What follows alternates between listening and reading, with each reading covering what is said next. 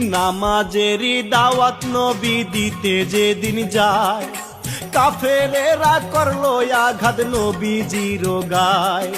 তবু আমার দিনের নবী নামাজ ছাড়ে নাই, সেই নবীজির উম্মত হইয়া কেমনে ভুইলা যায়। পাঁচ ওয়াক্ত নামাজ তোমরা পড়ো গো সবাই, আমি সবারে জানা রোজা রাখিও সবাই। আজরাইল আসিয়া যেই দিন সামনে হইব খাড়া, যতই করস তাল বাহানা পড়বি সেই দিন ধরা।